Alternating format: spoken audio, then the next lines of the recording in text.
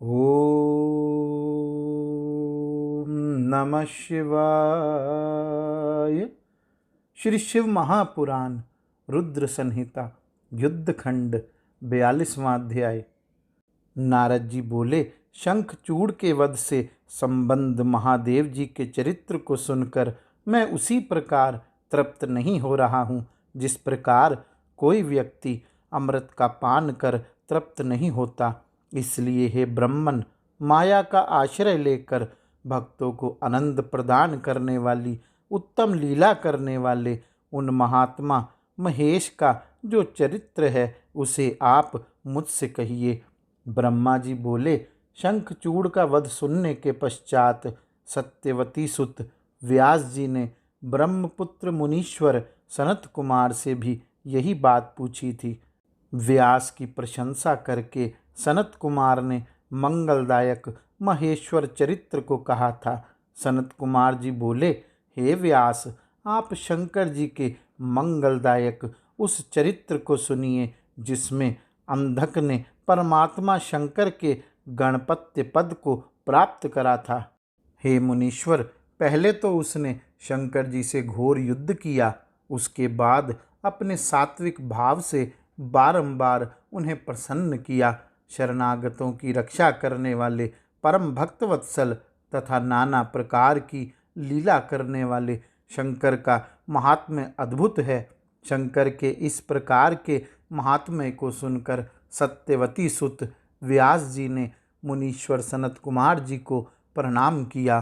फिर भक्ति भाव से विनम्र हो ब्रह्मपुत्र मुनीश्वर से महान अर्थपूर्ण वाणी में कहा। व्यास जी बोले, हे भगवन, हे मुनीश्वर, यह अंधक कौन था? इस पृथ्वी पर उसने किसके वंश में जन्म लिया? वह किस कारण से इतना बलवान तथा महात्मा हुआ तथा वह किस नाम वाला तथा किसका पुत्र था? हे भगवन ब्रह्मपुत्र, अब आप इन सारे रहस्यों का वर्णन कीजिए। वैसे तो अनंत ज्ञान संपन्न महेश पुत्र स्कंद के द्वारा मैं इन बातों को जानता हूँ। महातेजस्वी शंकर की कृपा से उसने गणपत्य पद को किस प्रकार प्राप्त किया। वस्तुतः वह अंधक महाधन्य है जो उसे गणपत्य की प्राप्ति हुई। ब्रह्मा जी बोले, हे नारद, व्यास जी के इस प्रकार के वचन को सुनकर ब्रह्मपुत्र सनत कुमार ने महामंगलदायक शिवजी के चरित्र को सुनने की इच्छा वाले शुकदेव जी के पिता व्यास से कहा। सनत कुमार बोले, किसी समय देव सम्राट भक्तवत्सल भगवान शंकर अपने गणों तथा पार्वती को साथ लेकर कैलाश से विहार करने के लिए काशी आए। उन्होंने काशी को अपनी राजधानी बनाया, भैरव को उसका रक्षक नियुक्त किया तथा पार्वती के साथ मनुष्यों को आनंद देने वाली नाना प्रकार की लीलाएं करने लगे। किसी समय वरदान के कारण वे अपने गणों के साथ मंदराचल पर गए और वहां पर पार्वती के साथ विहार करने में प्रवृत्त हो गए। उसके बाद पार्वती ने नम्र क्रीड़ा प्रेम परिहास करते हुए मंदराचल पर पूर्व दिशा की ओर मुख कर बैठे हुए चंड पराक्रम वाले सदाशिव के नेत्र लीला पूर्वक बंद कर दिए। मूंगे तथा स्वर्ण कमल की कांति से युक्त अपनी दोनों भुजाओं से जब पार्वती ने उनके नेत्र बंद कर दिए, तब शिवजी के नेत्रों के बंद हो जाने पर क्षण भर में घोर अंधकार छा गया। तब सदाशिव के ललाट का स्पर्श करते ही उनके ललाट पर स्थित अग्नि की उष्णता से पार्वती के दोनों हाथों से स्वेद बिंदु टपकने लगे। तब उससे एक बालक उत्पन्न हुआ जो भयंकर विकराल मुख वाला, महाक्रोधी, कृतधन, अंधा, जटाधारी, कृष्ण वर्ण वाला, कुरूप, मनुष्य से भिन्न स्वरूप वाला, विकृत तथा बहुत रोमों से युक्त था। उत्पन्न होते ही उसने गाना, हंसना, नाचना, रोना तथा जीभ चाटना प्रारंभ किया और वह महाघोर शब्द करने लगा। विचित्र दर्शन वाले उस बालक के उत्पन्न होते ही शंकर जी ने गौरी से हंसते हुए कहा, श्री महेश बोले, हे प्रिय, तुमने मेरे नेत्रों को बंद कर जो कर्म किया है, अब उससे भयभीत क्यों हो रही हो? महादेव जी के इस वचन को सुनकर हंसती हुई गौरी ने उनके नेत्रों को छोड़ दिया। तब प्रकाश हो जाने पर वह अंधा पुरुष अंधकार से भी अधिक घोर रूप वाला हो गया। तब इस प्रकार के रूप वाले उस पुरुष को देखकर गौरी ने महेश्वर से पूछा। गौरी बोली, हे भगवान, हम दोनों के सामने यह घोर, भयंकर तथा विकृताकार कौन उत्पन्न हो गया है? आप मुझसे सत्य कहिए, किस कारण से तथा किसने इसकी सृष्टि की है? यह किसका पुत्र है?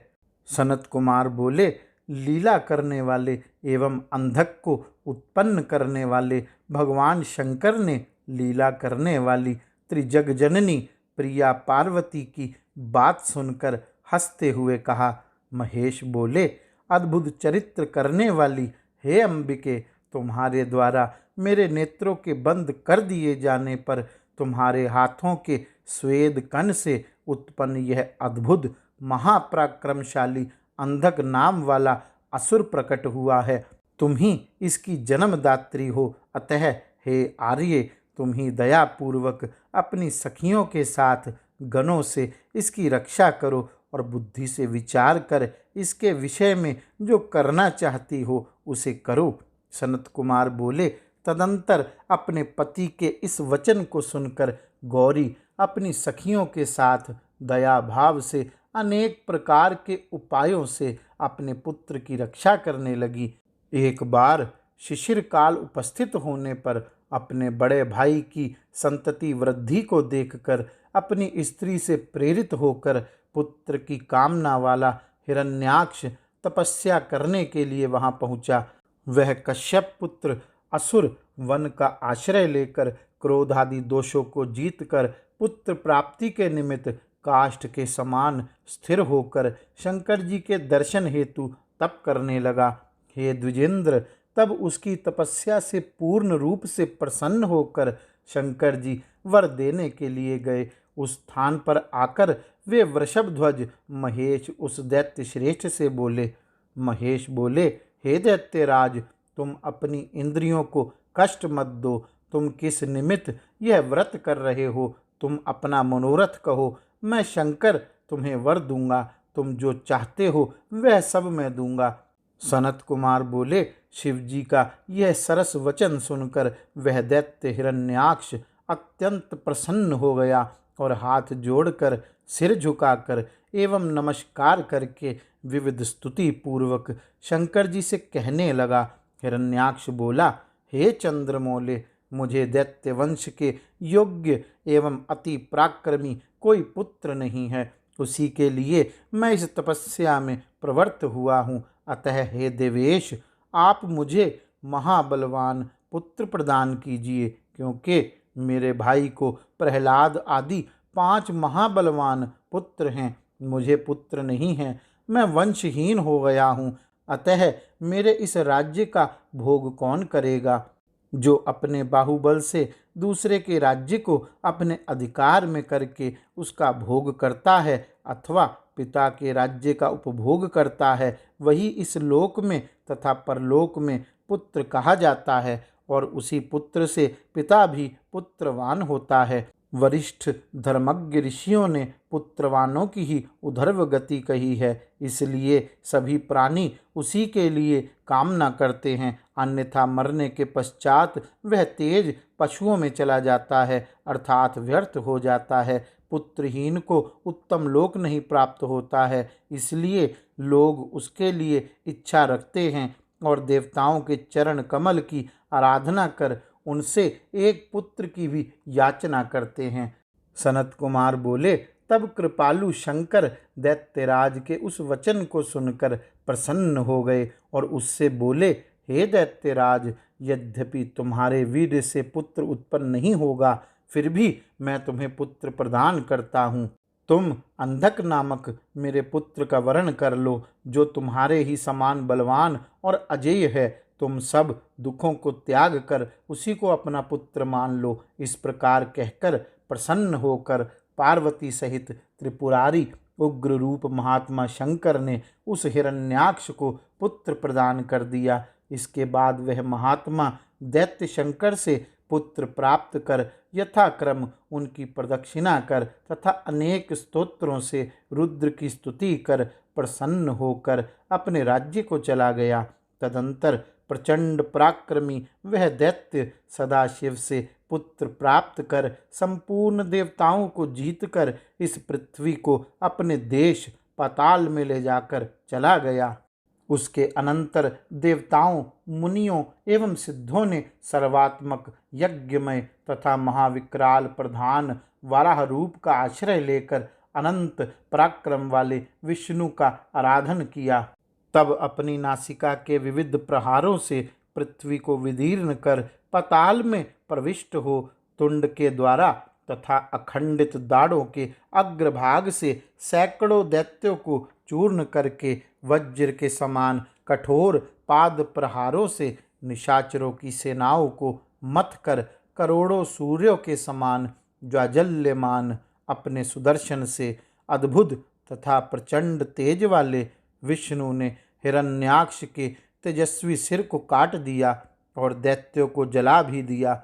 हिरण्याक्ष के मारे जाने पर उन्होंने प्रसन्न होकर अंधक को राज्य पद पर अभिषिक्त कर दिया।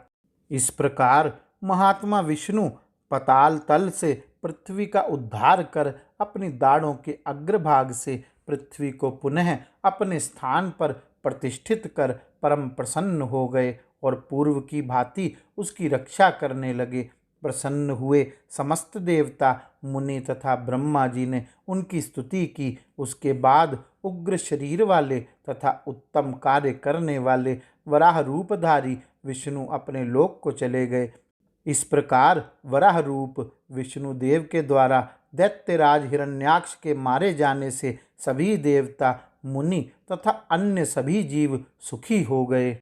इस प्रकार श्री शिव महापुराण के अंतर्गत द्वितीय रुद्र संहिता के पंचम युद्ध खंड में हिरण्याक्ष वध वर्णन नामक 42वां अध्याय पूर्ण हुआ। गौरी शंकर भगवान की जय। ओम नमः शिवाय।